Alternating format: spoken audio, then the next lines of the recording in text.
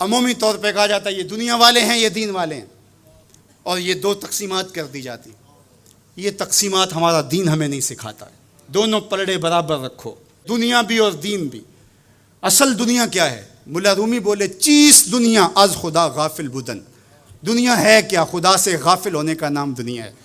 وہ آپ چاہے ممبر پہ بیٹھ کے غافل ہیں یا دکان پہ بیٹھ کے غافل ہیں، وہ آپ دنیا داری کر رہے ہیں. یہاں مقصد لوگوں کے دل اپنی طرف موڑنا، لوگوں کی جیبیں ڈھیلی کرنا، لوگوں میں اپنے آپ کو محبوب اور اپنے آپ کو جو ہے وہ لوگوں کا مقصود بنانا، اپنے بت کو تراشتے رہنا کہ لوگ پوجا پاٹ کرتے رہیں. یہ ممبر پہ دکانداری ہو رہی ہے. اور دوسرا دکان پہ بیٹھا ہے لیکن سچ کا دامن نہیں چھوڑتا. میرے حضور نے فرمایا سچا تاجر قیامت کے دن پیغمبروں کے ساتھ اٹھایا جائے گا. تو دنیا اور دین یہ دونوں ساتھ ساتھ چلتے ہیں. تو دین اور دنیا دو الگ الگ خانے نہیں ہیں. اسلام ترک دنیا سے روکتا ہے لیکن غرق دنیا سے بھی بچنے کی تلقین کرتا ہے.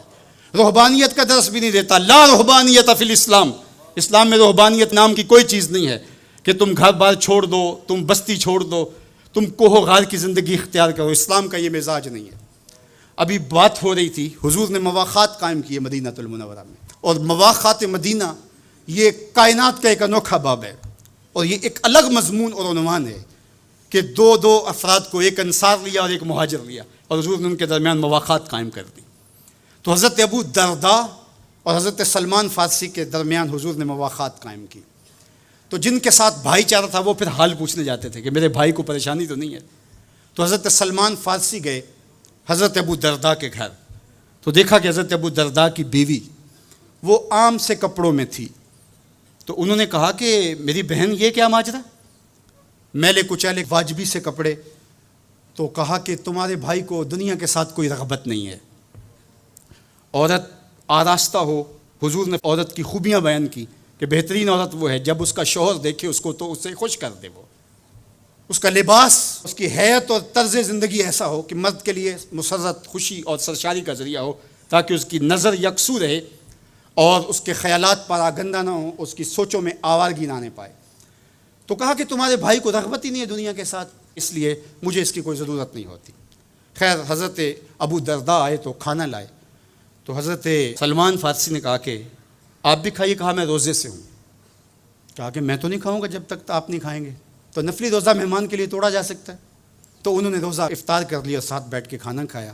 رات پڑی، سونے لگے. تو حضرت ابو درداء مصلی بچھا لیا. حضرت سلمان فارسی نے کہا کہ جناب آپ کو میرے ساتھ سونا پڑے گا. اللہ اکبر. یار وہ صوفی حضور کی تربیت کے پالے ہوئے تھے.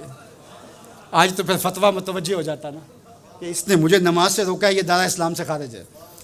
تو آپ نے کہا ٹھیک ہے، مہمان ہو، مہمان نوازی کا یہ بھی ایک ڈش ہے نا، چلو میں سو جاتا ہوں. سحری ہوئی تو سلمان فارسی اٹھے، ان کو اٹھایا، بیدار کیا. تہجد پڑھی دونوں نے. اور پھر حضرت سلمان فارسی نے کہا کہ تمہارا میں نے عمل دیکھا، تمہاری بیوی کے کپڑے میلے کچیلے تھے، تم نے روزہ رکھا ہوا تھا اور رات تم قیام کرتے ہو. تو کہا کہ تمہارے نفس کا بھی تمہارے اوپر حق ہے، تمہارے اہل خانہ کا بھی تمہارے اوپر حق ہے، اور تمہارے رب کا بھی تمہارے اوپر حق ہے، اور تمہارے مہمان کا بھی تمہارے اوپر حق ہے، اور ہر ذی حق کا حق تمہیں ادا کرنا ہوگا. اور یہ بات چھڑی اور پھر دونوں چلتے ہوئے حضور کے پاس آ گئے. خوشا وہ وقت کے فیض عام تھا ان کا، خوشا وہ وقت کے بطحہ مقام تھا ان کا. کیسے وہ لمحے تھے، آج تو کوئی ملتا ہی نہیں ہے.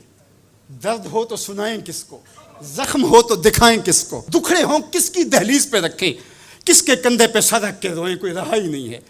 تو وہ اٹھے اور حضور کے پاس آئے، اور حضرت سلمان نے اپنی کہانی سنائی اور ابو درداء نے اپنی بات کہی. تو میرے حضور نے کیا کہا سنو. ارشاد فرمایا صدق سلمان، کہا میرے سلمان نے سچ کہا ہے. تو ہمارا دین ہمیں یہ کہتا ہے کہ تمہاری زندگیاں خوبصورت ہو، رب کا حق بھی ادا کرو. اور حضور نے ایک شخص کو دیکھا وہ سخت کمزور ہے. تو آقا کریم نے فرمایا کہ کیا ماجرا ہے، تم بہت کمزور ہو، تو نے کوئی دعا تو نہیں کی تھی رب سے؟ کہا جی حضور میں نے اللہ سے دعا کی تھی. کیا دعا مانگی؟ کہا میں نے اللہ سے کہا مالک جو بھی تکلیفیں ہیں، مصیبتیں ہیں، وہ آخرت کے حصے کی بھی دنیا پہ بھیج دے تاکہ یہیں فارغ ہو کے جاؤں، آخرت میری صاف ہو جائے. تو بڑے دکھڑے ہیں، بڑے غم ہیں، بڑی اذیتیں ہیں، بڑی بیماریاں ہیں جس نے مجھے کمزور کر دیا. تو بظاہر بڑی اچھی بھلی بات تھی. کہ سارے دکھڑے دنیا پہ لے لی، آخرت صاف کر لی. لیکن میرے حضور نے کیا ارشاد فرمایا؟ فرمایا تم نے یہ کیوں کہا کہ آخرت کے دکھ بھی دنیا پہ مل جائیں؟ تم نے یہ کیوں نہیں کہا ربنا آتنا فی الدنیا حسنۃ وفی الآخرۃ حسنہ، اللہ دنیا میں بہتریاں دے دے، آخرت میں بھی بہتریاں دے. وَكَذَلِكَ جَعَلْنَاكُمْ أُمَّةً وَسَطًا، جب تک ترازو پورا نہیں رکھو گے، جب تک دونوں پلڑے برابر نہیں ہوں گے، تم آگے کبھی نہیں بڑھ سکو گے.